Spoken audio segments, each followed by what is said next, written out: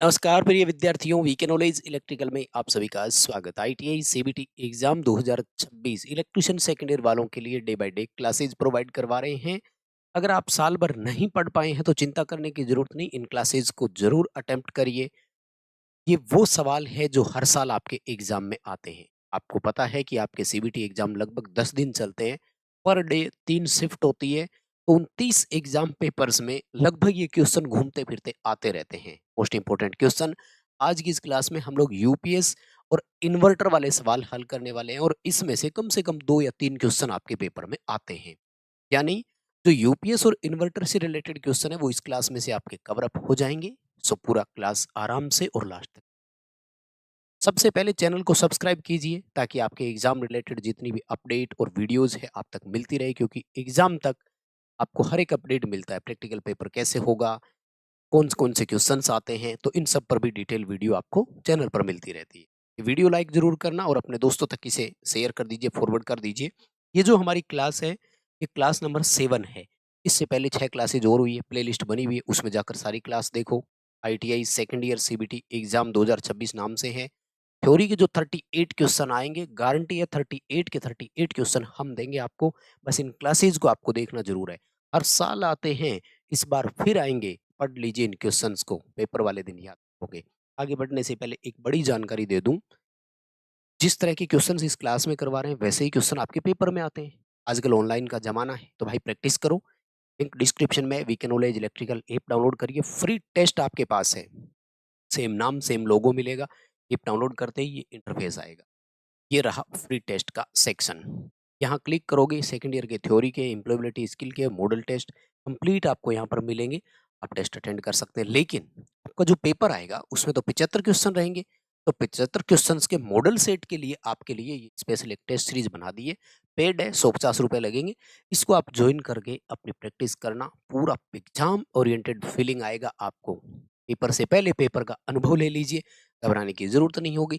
75 questions के set है, बहुत टेस्ट है, और अगेन अगेन उन सबको अटेम्प्ट भी कर सकते हो। बार बार अटेम्प्ट करो, अच्छे अच्छे क्वेश्चन तैयार हो जाएंगे। प्रीवियस ईयर क्वेश्चन पेपर है, वहां से आपके पेपर में क्वेश्चंस रिपीट होते हैं। हालांकि इसमें फ्री पीडीएफ्स भी है, यहाँ से आप लोग देख सकते हैं। ये वाला आपको कहाँ मिलेगा? सीबीटी एग्जाम सेक्शन पे क्लिक करने पे सेम लोगो सेम चीजें मिलेगी। यहाँ क्लिक आईटीआई सीबीटी एग्जाम, ठीक है। प्री टेस्ट वाले सेक्शन से आप लोग अपना प्री टेस्ट अटेंड कर सकते हैं। आइए आज के प्रश्नों से शुरू करते हैं। आज का पहला सवाल ये रहा आपके सामने माय डियर, बहुत इंपॉर्टेंट है। हालांकि यहाँ आपको थोड़ी सी फर्स्ट ईयर की याद जरूर आएगी, क्योंकि यूपीएस में दरअसल बैटरी लगती है, और बैटरी और सेल जो है आपके फर्स्ट ईयर का टॉपिक होता है। लेकिन फिर भी करना जरूर। सबसे पहले दोबारा रिपीट करूंगा, लाइक कर दिएगा, कर दीजिए भाई। सब्सक्राइब तो करके रखना ही पड़ेगा, ताकि आगे की वीडियोज आप तक पहुंचे और आप इनको अच्छे से कवर कर सके। पहला सवाल आपके सामने, क्वेश्चन नंबर 1 क्या कह रहा है? यदि आईएसआई के अनुसार घोषित वोल्टेज 240 है तो न्यूनतम अनुमत एकल चरण कार्यशील वोल्टेज क्या है? थोड़ा इंग्लिश में पढ़ लो। वो कह रहा है कि डिक्लेयर्ड वोल्टेज जो है वो 240 है as per ISI, Indian standard institute बोल दीजिए चलेगा। मिनिमम परमिजेबल सिंगल फेज वोल्टेज कितनी है, यानी हमारे पास एक्सेप्टेबल कितनी है? तो आपको मैं दो तीन बातें बताता हूँ, ध्यान से सुनिएगा।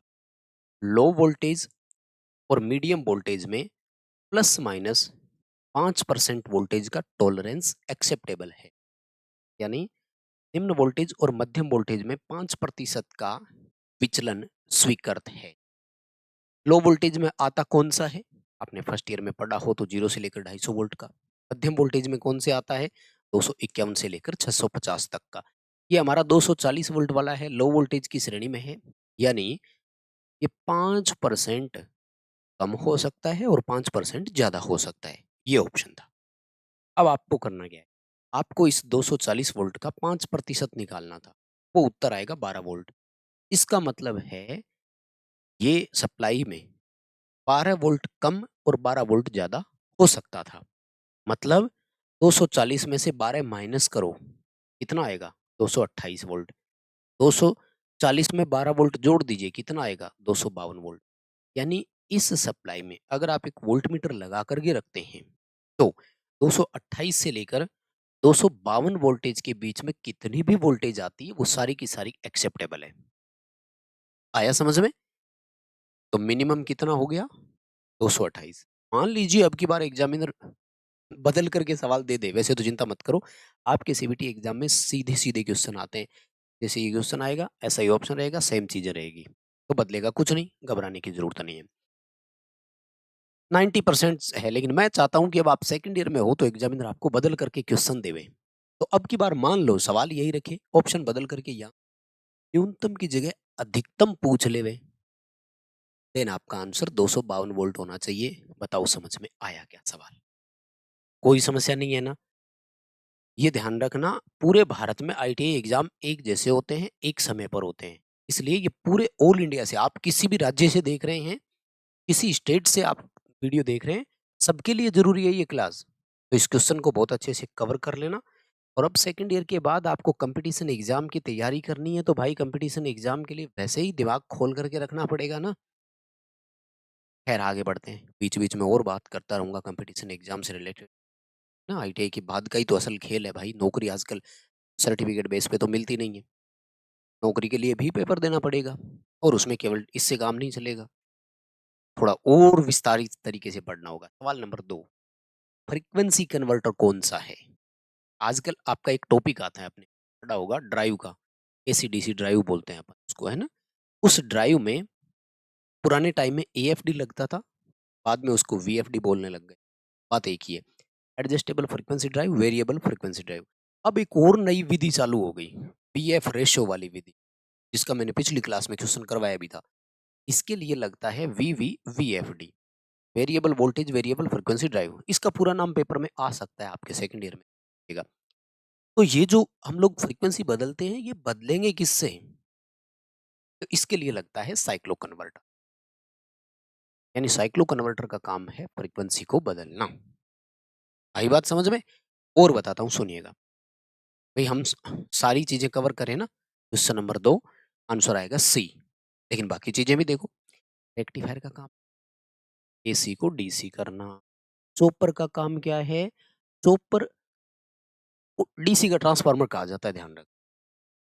यानी ये डीसी को स्टेप अप और स्टेप डाउन करता है।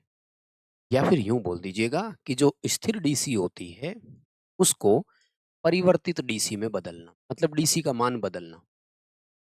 डीसी को कम या ज्यादा करवाना हो तो चॉपर लगेगा, और डीसी से एसी कन्वर्ट करना हो तो इसको हम लोग इन्वर्टर क्या बोलते हैं?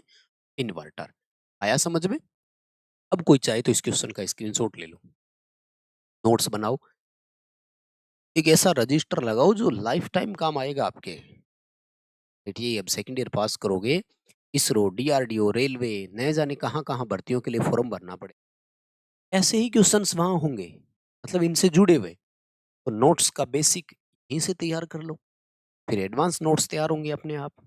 अगला सवाल देखो, यूपीएस का पूरा नाम भाई बार बार आता है और सब जानते हैं। जब सप्लाई जाए तो कोई इंटरप्शन ना आए, कोई बाधा ना आए, कोई रुकावट ना आए, इसलिए इसका नाम है अनइंटरप्टेबल पावर सप्लाई। ठीक है, अनइंटरप्टेड पावर सप्लाई, यानी वो पावर सप्लाई जो बिना बाधा के हमें मिलती रहे लगातार। ये ऑप्शन के साथ जाना है, विकल्प वहां चेंज हो सकते हैं आपके एग्जाम में, ध्यान रखिए। Okay, next question number 4, P W M का पूरा नाम क्या है? ये भी बहुत इजी है, ये इन्वर्टर सर्किट के साथ लगता है, हमेशा ध्यान रखना। मैं आपको कुछ डिटेल शेयर करूंगा, लेकिन पहले इसकी चर्चा ही कर लेते हैं। इसका पूरा नाम है pulse width modulation. B option के साथ जाएंगे। पल्स क्या होती है? पल्स बोल दीजिए या वेवफॉर्म बोल दीजिए। दरअसल एक हमारा जो पुराने टाइम के इन्वर्टर थे, वो हमें देते थे स्क्वायर वेव एसी, वर्गाकार एसी। हमारे घरों में जो आती है वो कौन सी है? साइन वेव एसी, है ना। अब वर्गाकार एसी पे क्या है कि पंखे या कंप्यूटर ये इस तरह की चीजें चलती नहीं है। पंखा बहुत ज्यादा शोर करने लग जाएगा, टीवी में सिग्नल नहीं आएंगे, तो हमें तो प्योर साइन वेव ही चाहिए।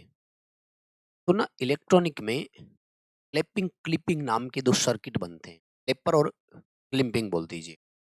मतलब जो वेव फॉर्म को चेंज करने के लिए लगते हैं, उसमें लगता है एक पल्स विड्थ मॉड्यूलेशन नाम का सर्किट बोल दीजिए।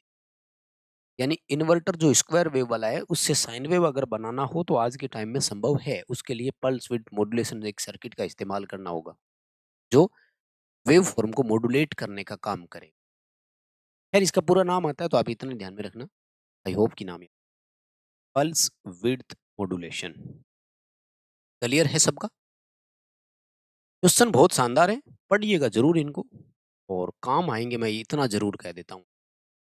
यूपीएस इन्वर्टर वाले आपके सेकंड ईयर में सारे यहीं से आने, चिंता मत करो, ठीक है ना? क्वेश्चन पढ़ लो, आप लोग इसका आंसर करिए।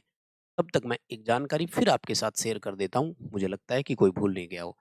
आपके आईटीआई सेकंड ईयर के लिए special exam oriented test, special free test app में उपलब्ध करा दिए हैं। लिंक डिस्क्रिप्शन में वीके नॉलेज इलेक्ट्रिकल का ऐप डाउनलोड करिए। ये रहा फ्री टेस्ट का ऑप्शन, यहाँ से आप वो फ्री टेस्ट अटेंड कर सकते हैं। साथ ही फ्री स्टडी मटेरियल सेक्शन पर क्लिक करके आप अपने लिए ये पढ़ सकते हैं। स्पेशल पेड टेस्ट सीरीज जो पूरी तरह से एग्जाम वाली है उसको ज्वाइन करना है तो आईटीआई सीबीटी एग्जाम सेक्शन पे को क्लिक करना। आइए ओरिजिनल क्वेश्चंस की तरफ वापस बढ़ते हैं। सवाल नंबर 5 क्या कह रहा है आपसे? निरंतर आउटपुट वोल्टेज का उत्पादन करने के लिए एक ऑटोमेटिक वोल्टेज स्टेबलाइजर में कौन से इलेक्ट्रॉनिक सर्किट का इस्तेमाल करते हैं? कंटिन्यूज अगर आपको आउटपुट वेव्स चाहिए तो इसके लिए आपको किसी भी सर्किट में फीडबैक मिलना जरूरी होता है और इसके लिए आपको क्या चाहिए? फीडबैक सर्किट चाहिए कि आपको आउटपुट का लगातार वो फीडबैक देता रहे कि यस मिल रहा है, यस मिल रहा है, तो वो आउटपुट आपकी कांस्टेंट और कंटिन्यू चलती रहे। किसी भी सर्किट में निरंतर यानी कंटिन्यूस आउटपुट वोल्टेज का आपको चाहिए, जैसे ओसिलेटर करता है। ओसिलेटर में क्या है? पॉजिटिव फीडबैक ही तो दिया हुआ है। एक एम्पलीफायर में अगर हम लोग पॉजिटिव फीडबैक दे देते तो वो क्या बन जाता है? ओसिलेटर। तो फीडबैक अगर मिलेगा तो ओसिलेटर लगातार ओसिलेट करता रहेगा, जैसे ही फीडबैक गायब ओसिलेशन करना बंद। फीडबैक सर्किट का इंपॉर्टेंस है। फीडबैक सर्किट दो तरह के होते हैं, positive feedback, negative feedback. Oscillator में हमेशा पॉजिटिव फीडबैक होता है। एम्पलीफायरों में जो कॉमन एमीटर और इन सब में हम लोग नेगेटिव फीडबैक का इस्तेमाल करते हैं। नेगेटिव फीडबैक में क्या होता है? दरअसल स्टेबिलिटी ज़्यादा होती है, गेन कम हो जाती है लेकिन स्टेबिलिटी बढ़ जाती है। Class A amplifier, class B amplifier, power amplifier के 4 प्रकार है ना, बी, सी और ए बी। उनमें हमेशा नेगेटिव फीडबैक का ही इस्तेमाल होता है, ध्यान रखें। इलेक्ट्रॉनिक बहुत बड़ा है यार, अब इलेक्ट्रिशियन वालों के साथ इन्होंने जोड़ना शुरू कर दिया तो पढ़ना पड़ेगा। वैसे इलेक्ट्रॉनिक्स की ट्रेड ही अलग से, आपको पता है। सवाल नंबर 6 देखो, ऑटोमेटिक वोल्टेज स्टेबलाइजर के लिए किस फीडबैक नेटवर्क का इस्तेमाल करते हैं? अभी अपन ने बात की कि एक वोल्टेज स्टेबलाइजर आउटपुट में लगातार वोल्टेज देगा, इसके लिए उसको क्या चाहिए? फीडबैक। अब वो कह रहा है कि फीडबैक के लिए सर्किट कौन सा होता है? तो फीडबैक के लिए जो आउटपुट में वोल्टेज मिलती है ना, उसी में बेस टर्मिनल्स पर दो प्रतिरोधक लगा करके वोल्टेज को डिवाइड कर देते हैं और इसे वोल्टेज डिवाइडर नेटवर्क कहा जाता है। क्या बोलते हैं? Voltage divider network. ऐसा नेटवर्क जो वोल्टेज को डिवाइड करता है। आ रहा है समझ में? नंबरिंग लगाते जाइए। Okay, clear cut. क्वेश्चन जरूर पढ़ लो, उत्तर जरूर याद कर लो। 99% तो चांसेज है सेम टू सेम क्वेश्चन रहेंगे। 1% चांस है कि कभी एग्जामिनर को लगा कि चलो यार मैं बदल कर ऑप्शन दूं तो कुछ चेंज कर देंगे, अलग बात। सवाल नंबर 7वां, इन्वर्टर का काम क्या है? इस पर तो अभी चर्चा हो गई थी। इन्वर्टर का काम है डीसी को एसी करना, ठीक है? एसी को डीसी करना ये कन्वर्टर का काम है या रेक्टिफायर का काम है, लोड का काम है, एक ही बात है। डीसी को हायर डीसी में बदलना ये एक तरह से चॉपर का काम है, चॉपर सर्किट होता है ना। और एसी को एसी में करना ये एक तरह से ट्रांसफार्मर का काम है। ये लो, चारों विकल्प आपके सामने खोल करके रख दिए। आया समझ में? एक एक करके डिटेल से समझा रहे हैं। उम्मीद करता हूँ कि हर चीज आप तक पहुंच रही है और समझ में आ रही है। कैसे बताओगे हाँ जी समझ में आ रहा है? नंबर ऑफ लाइक से पता लगता है कि इतने बच्चों को ये क्लास पसंद आई। प्लीज लाइक करके जरूर जाइएगा, बहुत मेहनत लग और बहुत मेहनत एक-एक चीज़ आप तक पहुँचाते हैं, लाइक करके जाइएगा। मैं तो चाहता हूँ कि सेकंड ईयर वाले बच्चों तक ये क्लास फैला दो ऐसे शेयर करके। सवाल देखो, एसी वोल्टेज स्टेबलाइज़र का प्रकार क्या है? आपको एक वोल्टेज स्टेबलाइज़र सर्किट में हमने दिखाया है, बताना है कैसे। देखो, ये है इनपुट जो फिक्स है। मान लेते हैं फेज़ न्यूट्रल के बीच में है तो 250 वोल्ट मान लेते हैं। आउटपुट में हम लोग क्या करेंगे?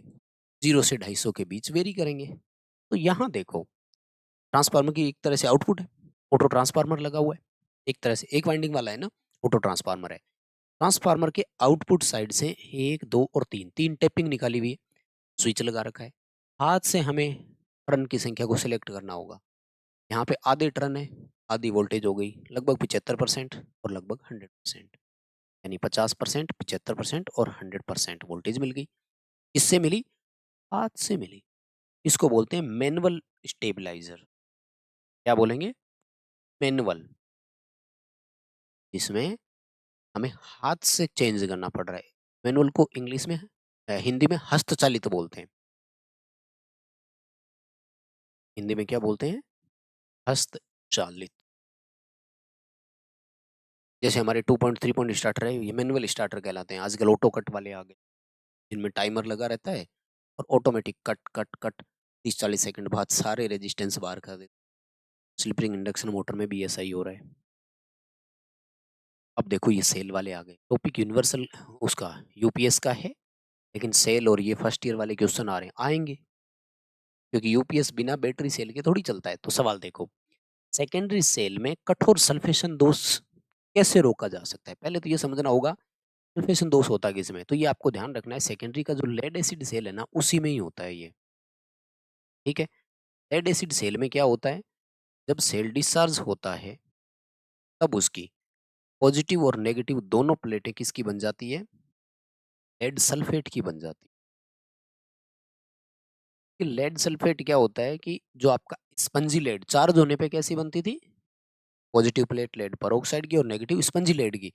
तो ये दोनों एक्टिव मटेरियल मुलायम होते थे और ये वाला होता है हार्ड कंपैरेटिवली।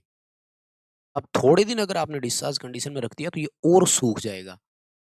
अब अगर आप बैटरी को फिर से चार्ज लगाओगे, चार्ज या तो होगी नहीं या वैसे काम नहीं। खराब इसी कारण से होती है, हमारी थोड़ी-सी लापरवाही की वजह से। आपका काम ये है कि अगर बैटरी डिस्चार्ज हो गई ना तो उसे तुरंत चार्ज कर दो। अगर बैटरी को छोड़ना भी है तो चार्ज अवस्था में छोड़ो, डिस्चार्ज अवस्था में नहीं। सेल तभी खराब होते हैं जब आप उसको डिस्चार्ज कंडीशन में छोड़ देते हैं। तो हम ये हार्ड सल्फेशन नहीं आना चाहिए। तो इसके लिए क्या ऑप्शन है? इसके लिए ये है कि बैटरी को हम लोग एक कांस्टेंट धारा से चार्ज करते रहें। अगर आ ही जाता है तो नियत और कम धारा से हम लोग अगर चार्ज करते हैं तो इसे ट्रिकल चार्जिंग विधि बोलते हैं। ठीक है ना? क्या बोलते हैं? ट्रिकल चार्जिंग विधि। ठीक है? इसमें तो सॉरी यही आएगा आपका, है ना? ये रहा। प्रोवाइड ट्रिकल चार्जिंग, ये ऑप्शन ही आएगा, सॉरी दे रखा है ना ट्रिक। मतलब उसे लगातार एक एक्टिव करंट के साथ चार्ज करें। अब पेपर में सवाल आएगा ट्रिकल चार्जिंग से क्या होता है? तो ऑप्शन आता है कि बैटरी को फ्रेश एंड एक्टिव रखता है। सॉरी, ठीक है? आंसर ए करना है इसका। ट्रिकल चार्जिंग प्रोवाइड करवाएँगे, लेड सल्फेशन दोष रोकना है तो। लगातार चार्ज करना है और ट्रिकल चार्जिंग विधि अपनाएँगे। ठीक है? अगला सवाल देखो, क्वेश्चन नंबर 10। यूपीएस पूरे लोड के साथ ट्रिप करने का कारण क्या है? पूरे यहाँ पर पूरे का क्या मतलब है?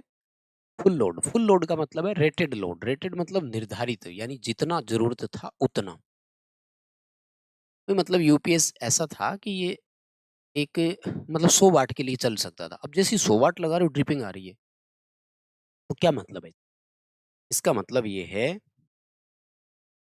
कि जो ओवरलोड रिले है ना, उसकी सेटिंग थोड़ी-सी कम है और उसकी सेटिंग गलत है।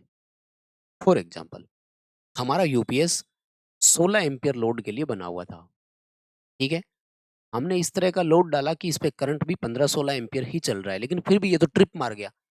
इसका मतलब जो ओवरलोड रिले लगती है, थर्मल ओवरलोड रिले, वो कहीं न कहीं हमारी 12, 13 या 14 एम्पीयर पे सेटिंग है, ठीक है ना? उस ओवरलोड रिले की सेटिंग हमारी 16 से ज़्यादा होनी चाहिए। यूपीएस ओवरलोड कब माना जाएगा? जब 18 एम्पीयर करंट होगी। तो यूपीएस ट्रिपिंग तब मारना चाहिए जब करंट 18 एम्पीयर जाए, यानी 16 से ऊपर जाए।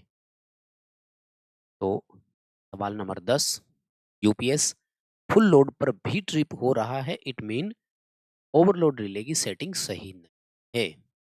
ओवरलोड रिले की सेटिंग थोड़ी सी आपको बढ़ानी पड़ेगी, रेटेड लोड से थोड़ी ऊपर करनी होगी। ये ध्यान रखना, ओवरलोड रिले की सेटिंग लोड से थोड़ी ऊपर होती है, लोड के बराबर भी नहीं होती है, ध्यान रखना। और लोड की रेटिंग के हिसाब से होता है। ओवरलोड रिले की सेटिंग जनरली लोड में 85% से लेकर 110% के बीच में। एक एग्जांपल दे देता हूँ वैसे ही। मान लो किसी मोटर में 100 एम्पीयर लोड करंट है, रेटिंग वाला, लेकिन इस मोटर में नॉर्मल मामले में करंट 90-92 एम्पीयर ही चलता है, इससे ऊपर जाता ही नहीं है, इससे ऊपर जाता ही नहीं है। तो इस मोटर के लिए 100 एम्पीयर करंट आने का मतलब है इस मोटर पे एक्स्ट्रा लोड आए हैं, क्योंकि जनरली करंट तो 90-92 रह रहा है। लेकिन जब मोटर पुरानी हो जाती है, एजिंग इफेक्ट आता है, रिवाइंडिंग होकर के आ जाती है, तो ये 100 एम्पीयर वाली मोटर जनरली क्या करती है, 100 से 105 एम्पीयर के बीच में करंट। तो अब इस मोटर के लिए ओवरलोड 110 एम्पीयर माना जाए। 100 105 तो नॉर्मली लेती थी, 110 होने का मतलब है कि हाँ अब कुछ अलग करंट। तो सवाल नंबर 11 देखो, सेल को लोड करने के दौरान क्या प्रभाव पड़ेगा कि धारा शक्ति गिर जाती है और शक्ति शून्य हो जाती है। मतलब ये थोड़ा सा लैंग्वेज की सही नहीं बनी, क्वेश्चन सुनो। वो कह रहे हैं लोडिंग के दौरान ऐसा कौन सा दोष है एक सेल में जो उसकी करंट की शक्ति जो है ना उसको धीरे धीरे डाउन करता है। जैसे एग्जांपल के तौर पे मान लीजिए हमारा एक ड्राई सेल है, शुष्क सेल है। हम जब यूज करते हैं तो ऐसा क्या था कि वो खत्म होते जा रहा है, ये ऐसा क्या हुआ कि वो डिस्चार्ज होता जा रहा है, उसकी पावर कंज्यूम क्यों हो रही है, ये सवाल यूं पूछ रहे हैं। दरअसल प्राइमरी सेल अगर ना यूज करोगे ना तो भी एक लंबे टाइम बाद खराब हो जाएगा, क्योंकि एक फिक्स एक्सपायरी होती है। इनके पीछे कारण क्या है? दो कारण है। ना यूज करोगे तब भी, यानी नो लोड पर भी एक दोष होता है, उसको बोलते हैं लोकल एक्शन, स्थानीय क्रिया नाम का दोष होता है। जब यूज नहीं करोगे तब भी। और दूसरा ये कह रहा है कि जब आप लोड डालते हैं तब क्या आता है, तो एक दोष आता है, उसको ध्रुवाछादन दोष बोलते हैं, पोलराइजेशन बोलते हैं, इसे ध्रुवीकरण दोष बोलते हैं। उस दोष की वजह से होता है। इसके लिए क्या लगाते हैं, विध्रुवक का इस्तेमाल करते हैं, जैसे मैग्नीज डाइऑक्साइड। याद आया क्या, बताओ? सेकेंड ईयर वालों बताओ, फर्स्ट ईयर में ये चीजें पढ़ करके आए हो, पढ़ा था कि नहीं पढ़ा था, बताओ? चलो भैया, इस क्वेश्चन की रटे लगा लो, बहुत इंपॉर्टेंट है, 100% चांसेज है इस क्वेश्चन के आने। अभी सीआईटीएस का एंट्रेंस एग्जाम हुआ, उसमें भी था ये सेम टू सेम। सवाल देखो, वोल्टेज स्टेबलाइजर में इलेक्ट्रॉनिक सर्किट जैसे पीसीबी है, प्रिंटेड सर्किट बोर्ड है मान लीजिए, उसमें शॉर्ट सर्किट हो गया, आपको उस फॉल्ट की जांच करनी है, आपको इनमें से कौन से उपकरण की आवश्यकता पड़ेगी? सिंपल सी बात है, आज के समय में इलेक्ट्रॉनिक उपकरण हो या इलेक्ट्रिकल हो, 99% टेक्नीशियन के पास मल्टीमीटर ही होता है बस। और आजकल तो एक और चीज आ गई, टोंग टेस्टर का नाम सुना है ना आपने? क्लिप ऑन मीटर या क्लैंप मीटर या टोंग टेस्टर, कुछ भी बोल दीजिए। वो इस तरह से मॉडिफाइड आने लग गया कि उसमें मल्टीमीटर वाले भी सारे फंक्शन होते हैं और करंट लेने के भी काम आ जाते हैं। तो मल्टीमीटर भी छोड़ दिया, अब टोंग टेस्टर रखने लग गए सब, की जरूरत पड़ी तो करंट भी ले लिया, मल्टीमीटर वाले सारे फंक्शन उसमें हैं। खैर, ये उत्तर के साथ जाना, टोंग टेस्टर ऑप्शन में आएगा नहीं, मल्टीमीटर करना है। एमीटर से आप केवल करंट नाप सकते थे, वोल्ट मीटर में वोल्टेज, ओम मीटर से प्रतिरोध नाप सकते थे। लेकिन देखो मल्टीमीटर से आप क्या कर सकते हो, current, voltage, resistance, continuity, diode सही है कि नहीं है, ट्रांजिस्टर सही है कि नहीं है, कैपेसिटर सही है कि नहीं, इतनी सारी चीजें देख सकते थे। सो मल्टीमीटर का ऑप्शन रहेगा। आ रहा है समझ में ना? बहुत मेहनत के साथ चीजें आपके साथ शेयर कर रहा हूं, तो मैं उम्मीद कर रहा हूं कि आप इस वीडियो को लाइक जरूर करके जाएं। आपका काम है, आप चैनल को सब्सक्राइब भी करेंगे। कैसे हम आगे पहुंचेंगे, आप अपने दोस्तों तक क्लास पहुंचाएंगे तभी, शेयर कर देना। सवाल नंबर 13वां, नंबरिंग ऊपर नीचे हो जाए तो कोई बात नहीं यार, मैं भूल गया हूँ, 13वां ही बन रहा है। नियत वोल्टेज ट्रांसफार्मर किस सिद्धांत पे काम करता है? माय डियर, यहाँ 2 सवाल बताऊँगा, क्योंकि पेपर में ना जाने कौन से आ जाए, दोनों आते हैं ध्यान। ये हरियाणा लाइनमैन में 2019 में आ चुका है। हरियाणा में एएलएम असिस्टेंट लाइनमैन नाम से भर्ती आती है, उसमें पेपर में सवाल आया था। तो जो कांस्टेंट वोल्टेज ट्रांसफार्मर होते हैं, ये फेरो रेजोनेंट सिद्धांत पे काम करते हैं। फेरो रेजोनेंट का मतलब होता है लोहा अनुनाद। फेरो को हिंदी में बोलते हैं लोहे। फर्स्ट ईयर में आपने फेरो, पेरा, डाया पढ़े होंगे ना। अनुनाद का मतलब अनु। रेजोनेंस कब होता है ये भी आपने फर्स्ट ईयर में पढ़ा होगा ना। जब दो चीजों के गुण एक जैसे मिल जाते हैं, यानी ट्रांसफार्मर की कोर जब सैचुरेशन कंडीशन में आ जाती है, तो ट्रांसफार्मर लगातार कांस्टेंट वोल्टेज देता है, और वो भी फील्ड सैचुरेट की कंडीशन, यानी कोर सैचुरेशन के साथ साथ फील्ड सैचुरेशन भी हो जाती है, दोनों बराबर आ गए। इसको बोलते हैं फेरो रेजोनेंस प्रिंसिपल। तो इसका तो ये रहेगा, और एक उसका आएगा सर्वो वोल्टेज स्टेबलाइजर का। ठीक है, तो उसमें वो होता है टोरॉइडल ट्रांसफार्मर वाला। ठीक है, उसको ध्यान में रख। वो ट्रांसफार्मर आता है, खैर कोई बात नहीं, ठीक है ना। इसको ध्यान में रखना, सी ऑप्शन के साथ जाएंगे। आ जाएगा, नहीं तो वो भी करा दूंगा। डिस्चार्ज सेल के आंतरिक प्रभाव पर क्या प्रभाव पड़ेगा? जब सेल डिस्चार्ज होता है तो उसका आंतरिक प्रतिरोध जो है वो समय के साथ बढ़ता है, और आंतरिक प्रतिरोध बढ़ने के साथ साथ कई चीजों में फर्क भी पड़ता है। एक साथ ही बता देता हूं। आंतरिक प्रतिरोध बढ़ता है, टर्मिनल वोल्टेज घटता है, स्पेसिफिक ग्रेविटी, आपेक्षिक घनत्व बोल दीजिए या विशिष्ट गुरुत्व बोल दीजिए, वो भी घटता है। ठीक है ना। इलेक्ट्रोलाइट की रीडिंग जो होती है आपेक्षिक घनत्व की, वो कम आ जाती है। द्रव जो होता है वो पतला हो जाता है, गाढ़ा नहीं रहता है। ये आ जाएगा। जब सेल डिस्चार्ज होता है तो उसका आंतरिक प्रतिरोध बढ़ता है, अंदर बहुत ज्यादा वोल्टेज ड्रॉप होने लग जाती है और बाहर वोल्टेज कम मिलती है लोड को। आज आपका सेल वाला पूरा रिवीजन हो जाएगा यहाँ से फर्स्ट ईयर। लेकिन ध्यान रखना, आएंगे ये मत सोचना कि ये तो फर्स्ट ईयर वाले होंगे, नहीं नहीं, ये सेकंड ईयर का ही है। यूपीएस वाले चैप्टर में से हैं और आते हैं सवाल। सवाल देखो, डेफिनेशन पूछ रहा है, में से कौन सा शब्द ऐसा है जो किसी पदार्थ के द्रव्यमान इलेक्ट्रोलाइट से 1 कूलाम विद्युत से मुक्त होता है? मुक्त मतलब सिंपल सी भाषा में ये पूछ रहा है कि वह द्रव्यमान जो प्रति कूलाम, तो एम अपॉन क्यू बराबर जेड होता है, और जेड को बोलते हैं इलेक्ट्रोकेमिकल विद्युत रासायनिक तुल्यांक। याद आया फॉर्मूला क्या, या दोबारा लिखूं? एम बराबर Z I T. I T क्या है? क्यू ही तो होता है। तो एम बराबर Z into Q. Z calculate करना होगा तो क्या हो जाएगा? M upon Q. ठीक है। सवाल दे, ऑफलाइन यूपीएस पर ऑनलाइन यूपीएस का फायदा क्या है? देखो, एक यूपीएस होता है ऑफलाइन, जब सप्लाई चली गई तो आप उसका सप्लाई चेंज ओवर का स्विच ऑन करो, और एक होता है ऑटोमेटिक, लाइट चली गई लेकिन ऑटोमेटिक आ गया। तो सिंपल सी बात है, हमें चेंज ओवर नहीं करना पड़ा, इस दौरान कोई ट्रांजिशन भी नहीं आया। ये रहा, free from change over and transient problems. Change over वाली समस्या से छुटकारा मिल गया भाई, हमें कुछ नहीं करना, ऑटोमेटिक आ जाएगा, सप्लाई चली जाएगी तो यूपीएस अपने आप चलेगा। डी विकल्प के साथ जाना है, राइट। आ रहा होगा समझ में सबको। ये रहा वो जिसकी मैं चर्चा कर रहा था कि स्क्वायर वेव इन्वर्टर जो है इसका कहाँ इस्तेमाल होता है। क्वेश्चन नंबर देख लेना यार, कौन सा बन रहा है, आई थिंक 16वां क्वेश्चन है। स्क्वायर वेव इन्वर्टर जो है वो कहाँ इस्तेमाल होता है? तो स्क्वायर वेव इन्वर्टर में मैंने बताया, हाँ तो अपना पंखा काम करेगा, पंखे में मैग्नेटिक हमिंग आएगी बहुत ज्यादा, क्योंकि प्रॉपर चुंबकीय क्षेत्र नहीं बनेगा, घूमने वाला चाहिए ना, पल्सेटिंग बनेगा। ये टीवी इलेक्ट्रॉनिक उपकरण काम नहीं करेंगे, इनमें भी गड़गड़ाहट की आवाज आएगी, रेडियो इंटरफेरेंस बोलते हैं उसको। हम लोग बल्ब जला सकते हैं, क्योंकि जो उदीप्त लैंप होते हैं ना, ये एसी हो या डीसी हो ज्यादा फर्क नहीं पड़ता, एक जैसा काम। तो जनरल लाइटनिंग आएगा। ठीक है, जीएलएस बोलते हैं, जनरल लाइटनिंग सर्विस, सामान्य प्रकाश व्यवस्था। ठीक है।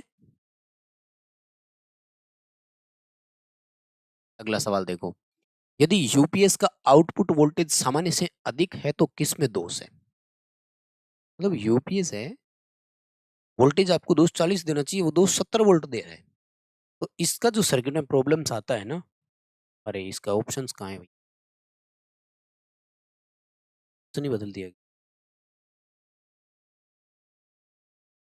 चलो कोई बात नहीं, फिर आपको है ना इसका रेक्टिफायर यूनिट करना है ऑप्शन, ठीक है? देख लेना थोड़ा सा और, क्यों अधूरा डाल दिया भाई? ठीक है, कोई बात नहीं, अगला सवाल देखो फिर, या इसको स्किप कर देना। चलो, एक साधारण इन्वर्टर में महत्वपूर्ण चरण क्या है? मतलब इन्वर्टर में क्या-क्या चीज़ शामिल होती है देखो। इन्वर्टर क्या करता है? इन्वर्टर डीसी को एसी करता है, राइट? तो सबसे पहले तो उसके पास एसी पैदा करने वाला सिस्टम होना चाहिए। उसके बाद में उसको वो एम्प्लीफाई करवा लेता है और उसके बाद में आउटपुट साइड में ट्रांसफार्मर लगता है जो उसको स्टेप अप कर देता है। ठीक है? क्या-क्या चीज़ होगी? Oscillator, amplifier and transformer. D विकल्प के साथ जाएँगे, साधारण इन्वर्टर में कौन-कौन से पार्ट होते हैं? यूपीएस का बैकअप टाइम कम है भाई। देखो, यूपीएस में बैकअप कौन देता है? बैटरी का काम है भाई। बैटरी जितनी बड़ी लगाओगे, उतना ही बैकअप ज़्यादा मिलेगा। बैटरी में बैकअप कौन निर्धारित करता है? उसकी एएच क्षमता, है कि नहीं? सिंपल सा है। मान लीजिए 100 एएच क्षमता की बैटरी आपने लगाई। हमें पता है अपने घर में लोड 50 एम्पीयर रहता है। एग्ज़ाम्पल बता रहा हूँ, होता नहीं है वैसे, 50 एम्पीयर बहुत होता है। 50 एम्पीयर है, तो ये बैटरी कितने टाइम तक चलेगी? केवल 2 घंटे तक चलेगी। इस 100 एएच की जगह अगर हम 400 एएच का ले आएँगे तो 8 घंटे चलेगा। ये लो बैकअप बढ़ गया। इसका मतलब क्या है? इसका मतलब ये है कि जो बैटरी है उसकी एम्पीयर आवर कैपेसिटी कम है। हमें यूपीएस का बैकअप समय अगर इंक्रीज़ करना है, तो हमें हाई एम्पीयर आवर, ज़्यादा एम्पीयर आवर वाली बैटरी का इस्तेमाल करना होगा। मतलब बड़ी बैटरी लगाओ कहने का मतलब। ठीक है? दोबारा बोलूँ? यूपीएस में बैकअप टाइम कम मतलब बैटरी की एम्पीयर आवर क्षमता कम है। बैकअप क्षमता कैसे बढ़ाएँ? 2 क्वेश्चन आते हैं। तो बड़ी एम्पीयर आवर क्षमता की बैटरी लगाएँ।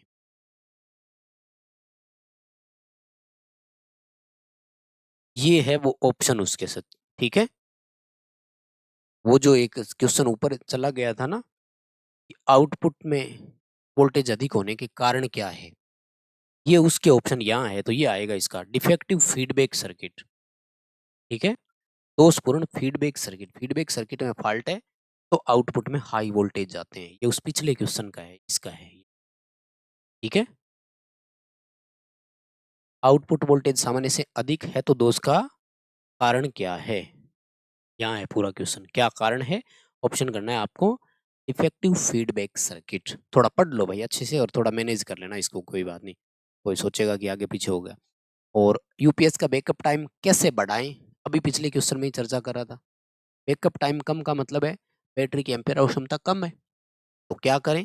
बैटरी की एम्पीयर आवर क्षमता को बढ़ाएँ। ये रहा।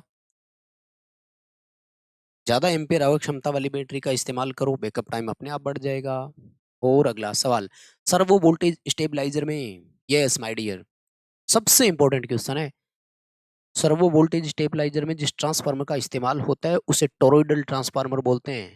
टोरॉइड ट्रांसफार्मर की एक कॉइल का प्रकार होता है और इसकी शेप को बोला जाता है doughnut shape. Ring type shape होती है और इस पर वाइंडिंग होती है यूं, ऐसे। ठीक है ना? ऐसे। ठीक है?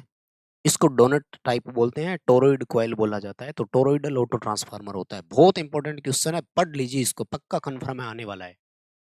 सर्वो वोल्टेज स्टेबलाइजर में ट्रांसफार्मर, उत्तर करना है टोरॉइडल। अगला सवाल, ऑटोमेटिक वोल्टेज स्टेबलाइजर में कहाँ इस्तेमाल करते हैं हम लोग ऑटोमेटिक वोल्टेज स्टेबलाइजर का? ये इसका हिंदी वाला ऑप्शन गलत है, इंग्लिश में पंप मोटर है, तो हिंदी में पंप मोटर ही। जब कभी भी इंग्लिश और हिंदी क्वेश्चन में डाउट लगे तो इंग्लिश वाला सही माना जाता है, ये याद रखना। तो फिर टीवी ऑप्शन के साथ जाएंगे, ठीक है? ऑटोमेटिक वोल्टेज स्टेबलाइजर का कहाँ इस्तेमाल करते हैं? टीवी ट्यूनिंग में होता है। इसने तो थोड़ा अधूरा लिखा है, पूरा लिखना चाहिए। हाँ, टीवी रिसीवर लिख दिया ना, चलो चलेगा, कोई बात नहीं। टीवी ट्यूनिंग या टीवी रिसीवर कर सकता था। ठीक है भैया? और अगला सवाल,